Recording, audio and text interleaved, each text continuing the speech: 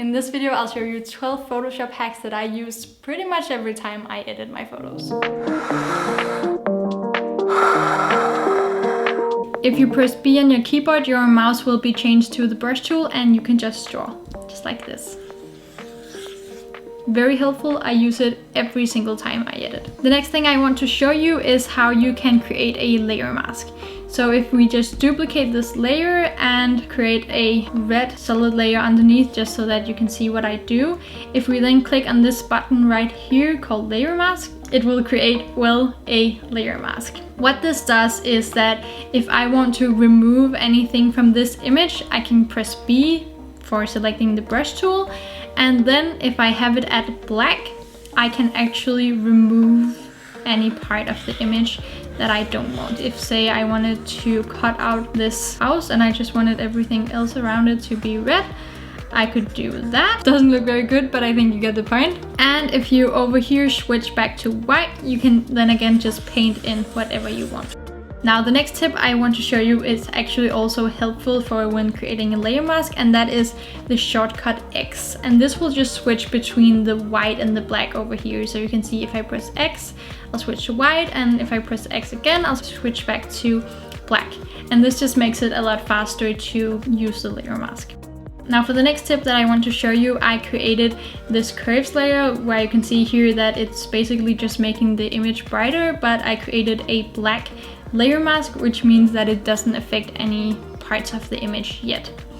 The tip that I want to show you is that if I just want to make parts of this girl's face brighter, I can once again select the brush tool and make sure that it's white, and we also want to make it a lot smaller. But you can see here, if I just draw, it's very harsh and it's not really very easy to just highlight the parts that I want to highlight because it doesn't look very good. The way you can fix this is by going over here to flow and set it to maybe just 6%. Now if I started drawing over here, you can see it just affects the image very slightly. You almost can't see that it actually affects the image, but if we turn it off and on, you can see that it actually has done something. So this is a great way of adding some light and some shadows in a more subtle way that isn't as harsh. By pressing Command and the key with the @ sign, you will actually reveal a grid line. And this is very helpful for making sure that your composition is on point. Now, if nothing happens when you press Command @ you can head over here to Photoshop and Preferences and down to Guides, Grid and Slices.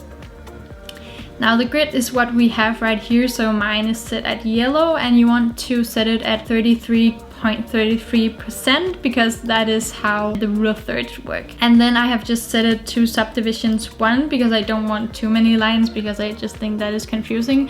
But if you want more lines, you can maybe say 3. Let's see what happens then if I press OK and Command @ and it will show me more grid lines, but I don't want that, so I head over to Photoshop, Preferences, Guides, Grid and Slices, and I just type 1. And that is it. It's very helpful. You can just turn it on and off as you want. The next tip I want to show you is all about the eyedropper tool. Right now I just have black in my brush, but I actually want to paint with the exact yellow color that we have right here. So the way that you do that is just that you press I and hold I down on your keyboard, and then you press on the color that you want and remove your finger from the button. And now I can just paint with that yellow color. Let me know in the comments below just one tip that you didn't know about before. This tip is something that I do for all of my edits. So the first thing you want to do is press this button layer, and then you want to head over to the last layer that we've created. Just ignore this top part because this is actually just what we're going to create now. So I'm gonna select this top layer right here, and then I'm gonna right click and press Group from Layers. So now all of my layers that I have created are just in one single group. Next thing that we want to do is to duplicate that layer, and you just do that by pressing Command and J, and then we once again want to right click and press Merge Group. What that does is that it basically merges all the layers into just one layer, and now we can go ahead and apply a camera raw filter.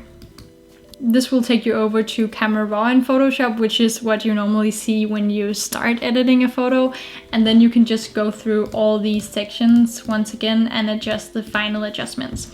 This is something I do just to finish up my photos for all of my edits. It's very helpful. And then once it's finished, I just press OK. And then I have the final image. My next tip for you is a way to adjust the luminosity of all of your colors. The way you do that is that you head over here where you have the adjustment layers, and then you choose the black and white filter. Now it will just make your image completely black and white. But if you go over here to the blending modes, you can actually press luminosity down here and nothing will actually happen to your photo. And now you can go in and change the luminosity of the red colors right here, as you can see, or if we want to change the yellow colors or the blue colors maybe. So that is a pretty helpful tip, because otherwise you don't really have any adjustment layers in Photoshop that does this. A while ago, a friend told me about this cool technique called frequency separation, which is basically just a technique that will help you retouch your images, especially retouching skin and stuff like that. So I'm just quickly going to show you how you can do that. The first thing that you want to do is duplicate your main layer twice. So I'm going to duplicate it twice. And then we want to name the bottom layer low, because this is going to be the low frequency. And we want to name the top layer high. And now we're going to turn this layer off so we can only see the bottom layer. And let's just zoom in quickly. Then we're going to go over here to filter, blur, and Gaussian blur. And now we're gonna apply a blur that just blurs all the blemishes and stuff like that, but so that you'll still be able to see the lines in the face, if that makes sense. So something like this, I think that is pretty good. And just click OK. And now we just want to turn the high frequency layer on. Then we're going to go over to image, apply image, and over here we're going to choose the layer called low. And it's important that you also choose the RGB channel here. And for blending modes, we want to choose subtract.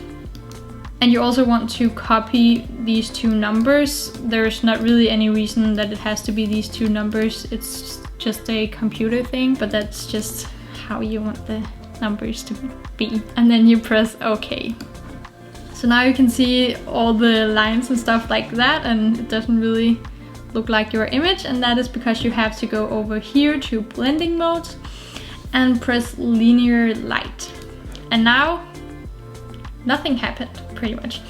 So if we zoom in on the face, we can once again choose the low frequency layer and then press L for the lasso tool, or you can find it over here, the lasso tool. And then we want to set a feather at 15% is probably okay.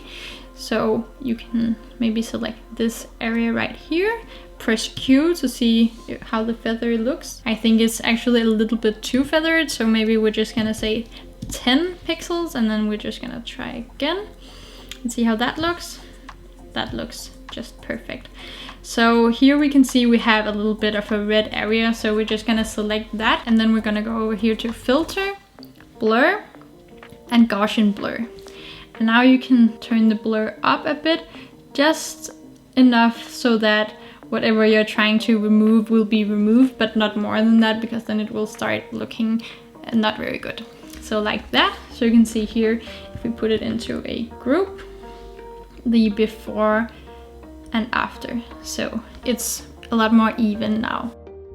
Over here on the toolbar, if you right click on any of these tools, you will actually get a submenu and you can choose any of the tools that you want.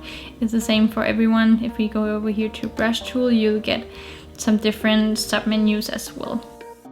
The 11th tip is the warp tool. Maybe you know this, maybe you don't. If you don't, you're welcome. This is gonna help you out a lot. As you can see, this house thingy is not very straight, so we want to make that a whole lot more straight. And the way we can do that is by using the warp tool. So we're gonna go over here to edit, transform, and warp. And now we can actually just move around the image the way that we want. So want this to be a lot more straight. But you also have to be careful with this one because we don't want to mess up the girl in the photo too much. So something like this maybe. Then you just press enter when you're done, and we can see the before and the after. So this is a great way to kind of straighten out your image if something is off, like in this one. The last tip, you made it! Yeah! This tip is for if you are cropping your image and let's say that I wanted it to be bigger because I want maybe to see more of the sky and I want the girl's face to be right in the middle. So I'm gonna do like this. Now it just looks very weird up here, but that is because we use the warp tool. And now when we have the cropping of the image that we want, we of course want the image to fill out all of this empty space. So the way that you can do that is by heading over here to the marking tool, I think that is what it's called, or you can press M on your keyboard. And then you're gonna mark out first up here where we want the image to be filled out. Then you right click and press fill. Now make sure that content aware is selected up here because this will make sure that your Photoshop program will look at what is in the rest of the image and then it will fill out this empty space with the information that it already has. Check that, and mode is just normal and opacity is 100%. And then we're gonna press OK. And see, now we have more of a sky. Now I'm gonna show you another technique you can use if fill doesn't work, because sometimes it just looks a little bit weird when Photoshop tries to fill it in and then it doesn't work. And that is to just stretch the image. When it's a small amount like this, you can easily stretch it. So you once again choose the mark tool and you mark all the way over here. We don't want to be going over here because then we're gonna stretch the face of the model and that will just look weird. So we're just gonna choose over here and then we're gonna right click and click free transform. And then we want to hold down shift while we drag out the frame. You can see here. And then just press enter and then the frame is filled. I really hope you found this video helpful. Maybe you found some new Photoshop tricks that you're going to go out and use. If you did, it will really make my day if you would just give the video a like or comment something down below. And if you'd like to see more photography related videos from me, please subscribe and hit the little bell button to be notified every time I post a new video.